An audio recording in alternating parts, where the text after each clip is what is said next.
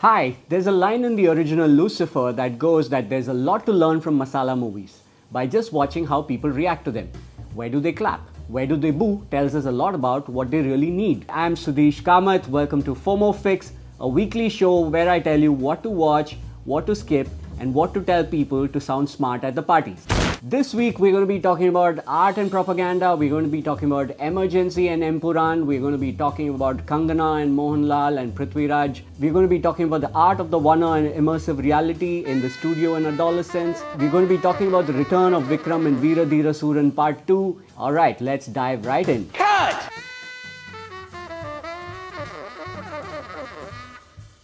First, the hype.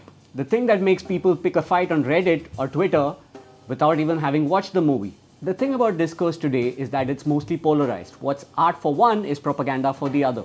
Take the case of Empuraan or Emergency. Lucifer 2, Empuraan, starring Mohanlal, directed by Prithviraj Sukumaran, released last week collecting 222 crores.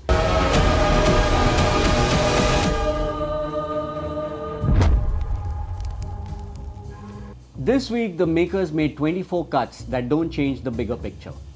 It's like Voldemort is now he who cannot be named, Balraj is now Baldev, and 2002 is a few years ago. Fun fact, BJP MP Suresh Gopi was cut from the opening thank you credits. But thankfully not the card that says Gujarat Tourism followed by 30 minutes of what happened there a few years ago. The fact remains that films, art and artists remain soft targets. Mohanlal was forced to apologize, Kunal Kamra refused to, and let's not forget that Kangana Ranaut too was a victim. Her film Emergency, now out on Netflix, had its own share of troubles. While she delivers a performance full of empathy and grace, the film itself falters given its political baggage. Both Empuraan and Emergency aim to provoke. Lucifer was a lot more subtle and clever the way it went around its politics. This is the world's biggest comedy, babe. It's called Indian politics. It alluded to a channel in debt. It alluded to how India has changed in the last 15 years without really pointing fingers or taking names.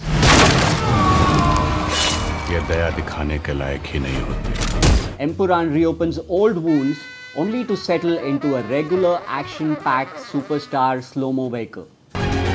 So maybe movies aren't just either art or propaganda. They're just business.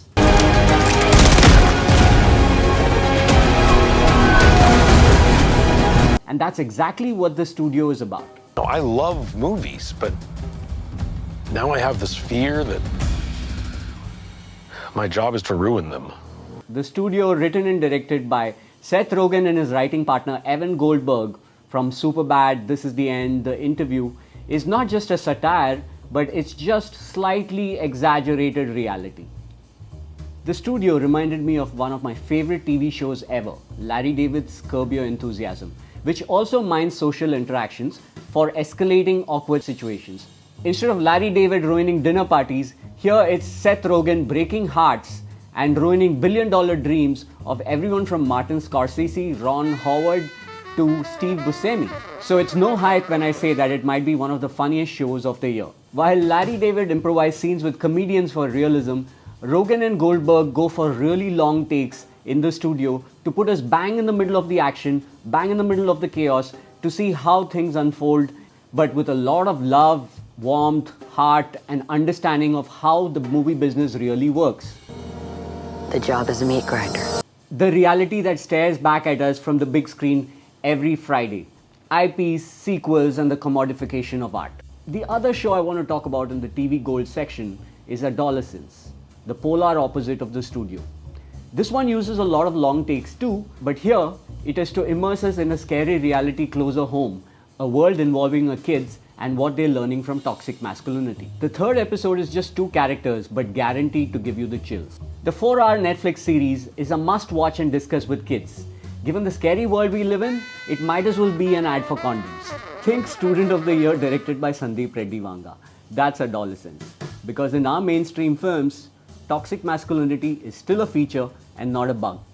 Which is why I was really surprised to see Shahid Kapoor in Deva. He's so good in this unofficial remake of Mumbai Police that even changes the ending and still works all because of one man. Shahid Kapoor has compensated for Kabir Singh. Speaking of redemption arcs, let's talk about Vikram. Vikram in Veera Dheera Sooran Part 2, or should we say Vikram in his Phase 2, where he's back to peak form, reminding us of the actor he used to be, unafraid to take punches, playing with physicality. He's superb in Veera Dheera Sooran. The film is a bit long and tonally inconsistent, but Vikram more than makes up for it with his performance. Seth Rogen recently tweeted that on Sundays he smokes weed and watches Reacher. Reacher had a banger of a finale. Good old school action, punches and punchlines. The White Lotus is dropping its finale on Monday. Don't miss it. It's supposed to be 90 minutes long and is going to resolve all the drama unfolding in Thailand's The White Lotus resort. This season so far has been pretty messed up, twisted, given the themes of incest, making audiences around the world cringe. My own theory is that this season the killer is not human. As they say, monkey see, monkey do.